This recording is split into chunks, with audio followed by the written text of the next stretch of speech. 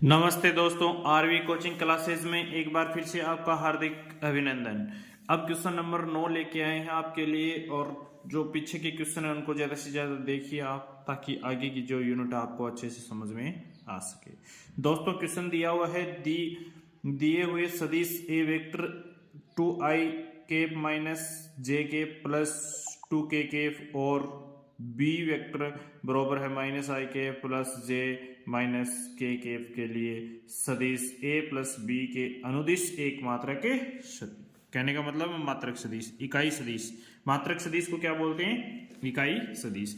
तो अनुदिश मात्रक के अपन ने पीछे के वीडियो में काफी क्वेश्चन कर लिए हैं, अच्छे से समझ में आ गए होंगे, आशा यही करता हूं। तो चलिए ज्यादा देर ना करते हुए क्वेश्चन को आगे हल करते हैं। सबसे पहले मैंने ये बताया कि आपको जो दिया हुआ है उसको अपन लिखेंगे। दिया हुआ क्या है आपको दोस्तों?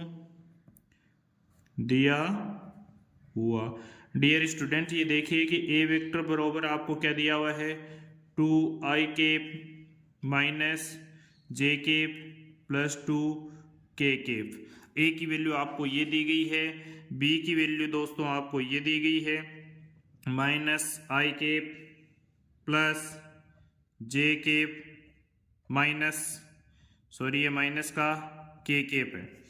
अब दोस्तों आपको सबसे पहले क्या निकालना है? इसका a प्लस बी निकालना है। क्या निकालना है? a plus B. तो अपन निकालेंगे A vector a plus vector b, बाकी की प्रक्रिया उसके बाद होगी। तो मैं क्या करूंगा, x दिशा यानी आई कैप को आई कैप में जोड़ूंगा, जे कैप को जे कैप में और के कैप को के कैप में। मैं डायरेक्ट जोड़ रहा हूं ताकि एक स्टेप आपकी कम हो सके।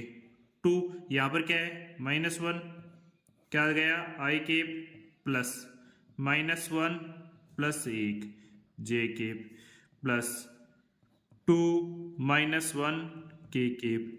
अब देखिए दोस्तों अपन इसको क्या कर लेंगे, दो में से एक घटाएंगे, क्या आएगा? एक आएगा, आई कैप लिख देंगे।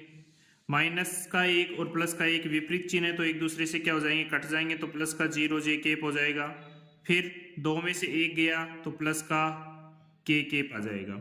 तो इसी के साथ आपने क्या निकाल लिया? इसका ए वेक्टर प्लस बी वेक्टर निकाल लिया। अब अपन क्या करेंगे कि आप सभी को ज्ञात होगा कि हमें अनुदिश मात्रक सदिश निकालने के लिए एक फॉर्मूला दिया हुआ है, ए के बराबर होता है ए वेक्टर अपॉन ए का परिमाण। तो इसी फॉर्मूले के आधार पर अपन इसका क्या निकालेंगे? A vector plus B vector का परिमाण निकालेंगे। तो x, y और z की वैल्यू यहाँ पर क्या दी हुई है? x की वैल्यू तो क्या है? x बराबर तो क्या है? 1, y बराबर क्या है? 0 और z बराबर क्या है आपके पास? 1। क्योंकि एक आई कैप वाली x की दिशा होती है, y कैप वाली j कैप वाली y की दिशा और k कैप वाली z की दिशा होती है, उसके हिसाब से लिख लिया। तो मैं क्या कर दूं, इसका वर्ग कर दूं डायरेक्ट। 1 का स्क्वायर क्या होगा? 0 का स्क्वायर प्लस 1 का स्क्वायर, यानी अपने पास आ जाएगा 1 + 1 बराबर √2। समझ गए ना? 1 का स्क्वायर क्या हो जाएगा? 1, 0 का 0 होता है और 1 का स्क्वायर हो जाएगा 1। 1 और 1 जोड़ के क्या हो गया? तो ए वेक्टर प्लस बी वेक्टर का परिमाण आ गया आपके पास। अब दोस्तों हमें निकालना अनुदिश मात्रक सदिश। अनुदिश मात्रक सदिश यानी a प्लस बी का अनुदिश मात्रक निकालोगे तो लिखेंगे ए वेक्टर प्लस बी वेक्टर का अनुदिश, कैप लगा सकते हो आप उसके, अनुदिश मात्रक सदिश निकालिए। अनुदिश मात्रक सदिश तो ऊपर क्या आ जाएगा? a प्लस बी और नीचे क्या आ जाएगा? a प्लस बी का परिमाण। तो ऊपर वाले की वैल्यू क्या आ जाएगी आपके पास? a प्लस बी का मान क्या है? आई कैप प्लस के कैप, क्योंकि जे कैप क्या है? 0 और इसका परिमाण क्या आ जाएगा? 2। परिमाण क्या आ जाएगा? 2। और इसको आप अलग अलग लिख सकते हो, 1/√2 आई कैप प्लस 1/√2 के कैप। दोस्तों ये है इसका आंसर। आशा करता हूँ अच्छे से समझ में आ गया होगा ये क्वेश्चन। बढ़ते हैं अगले क्वेश्चन की ओर। देखिए दोस्तों इस क्वेश्चन में क्या दिया हुआ है कि एक सदिश दिया हुआ है, इसका अनुदिश एक ऐसा सदिश ज्ञात कीजिए जिसका परिणाम, यानी आपको अनुदिश मात्रक ज्ञात करना है। और अनुदिश मात्रक ज्ञात करने के बाद आपको क्या करना है? इसमें ये जो 8 इकाई दी हुई है ना उसका परिणाम है ना, उसके लिए वैल्यू निकालनी है। तो सबसे पहले आप क्या करोगे दोस्तों, आपको क्या दिया हुआ है, आप क्या करोगे, मान लोगे। मान लीजिए, माना कि ए वेक्टर बरोबर क्या है 5i cap minus J cap plus 2k cap. आई बात समझ में। अब आप इसका क्या निकाल लो, परिमाण। क्या निकाल लो, परिमाण। क्योंकि इसका परिणाम इसलिए निकालेंगे क्योंकि हमें पहले इसका एक अनुदिश मात्रक सदिश निकालना है। अनुदिश मात्रक सदिश निकालने के लिए हमें ए वेक्टर चाहिए और ए का परिमाण चाहिए, ठीक है। वो उसके बाद आपके पास अनुदिश मात्रक सदिश आ जाएगा। अनुदिश मात्रक सदिश आने के बाद जिसका परिणाम क्या दिया हुआ आपको, 8 इकाई दिया हुआ है, उससे आप मल्टीप्लाई कर दोगे। अनुदिश मात्रक सदिश को करना है, ठीक है। तो पहले अनुदिश मात्रक सदिश का मान निकालोगे। तो सबसे पहले ए वेक्टर का परिमाण निकालूंगा तो एक्स वाई और जेड की वैल्यू का मैं क्या करूंगा, स्क्वायर करूंगा। तो यानी 5 का स्क्वायर प्लस -1 का स्क्वायर प्लस 2 का स्क्वायर क्या आ जाएगा, वो 5 का तो आ जाएगा 25, -1 का स्क्वायर क्या आ जाएगा, प्लस का 1, और इसका आ जाएगा 4।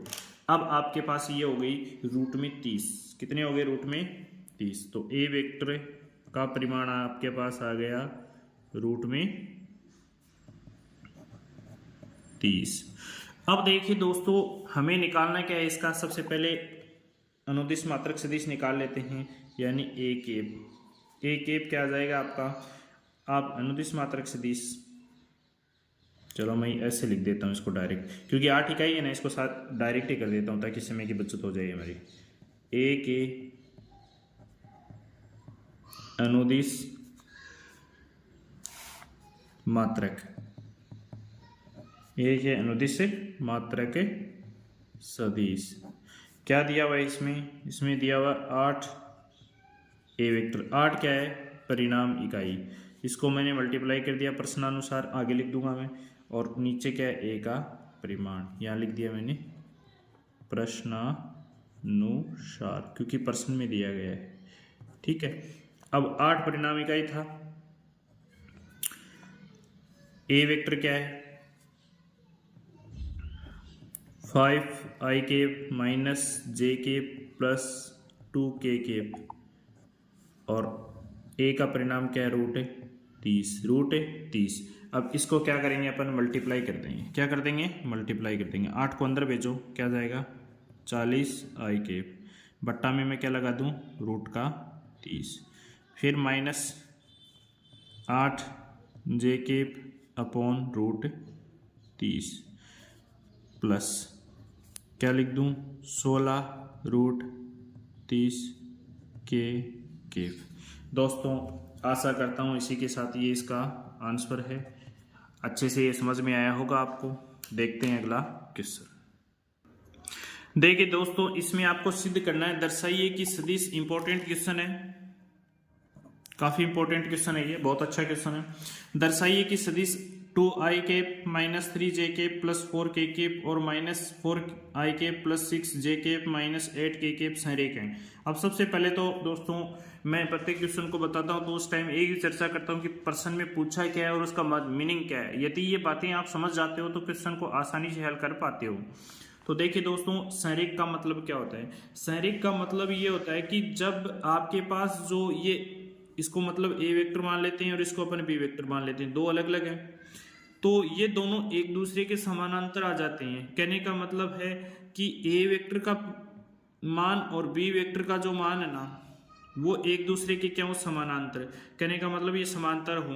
परिणाम इसका क्या छोटा बड़ा हो सकता है, परिणाम में अंतर हो सकता है, लेकिन ये एक दूसरे के समांतर हों। यानी कहने का मतलब है ये जो रेखा है और ये जो रेखा है, ये एक दूसरे की क्या होनी चाहिए, समांतर। क्या होनी चाहिए, समांतर। जैसे ये ए वेक्टर हो गया और ये हो गया बी वेक्टर, तो यानी कहने का मतलब ए वेक्टर और बी वेक्टर एक दूसरे के क्या हो, समांतर। क्या हो, समांतर। तो दोस्तों ये होता है इसका मीनिंग, किसका, संरेख का। ये है आपका रफ कार्य। क्या कार्य, रफ कार्य।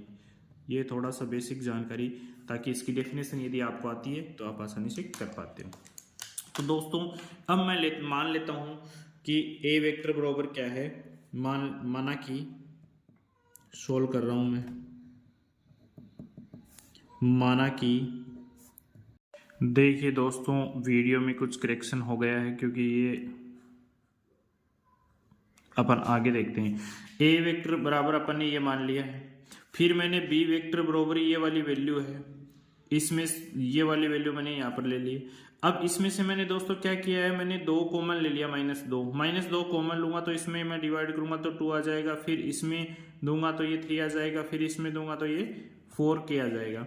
अब देखिए ये वाली वैल्यू समीकरण 1 में हूबहू मिल रही है, आपको हूबहू मिल रही है, तो अपन क्या कर सकते हैं, यहाँ पर ए वेक्टर लिख सकते हैं। क्या लिख सकते हैं, ए वेक्टर लिख सकते हैं। तो बी वेक्टर बराबर मैंने यहाँ पर समीकरण 1 से क्या लिख दिया है, ए वेक्टर लिख दिया, तो -2 ए वेक्टर समीकरण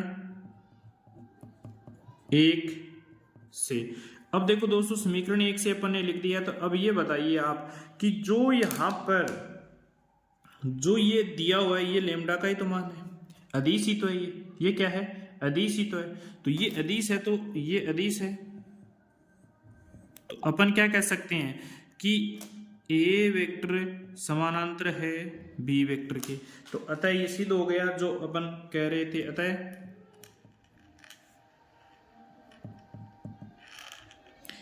ए वेक्टर और बी वेक्टर सरेख हैं। ठीक है दोस्तों, देखते हैं अगला क्वेश्चन अच्छे से समझ में आया। अब देखिए दोस्तों इसमें हमें दिक् कोसाइन निकालना है। अब दिक् कोसाइन निकालने के लिए हमें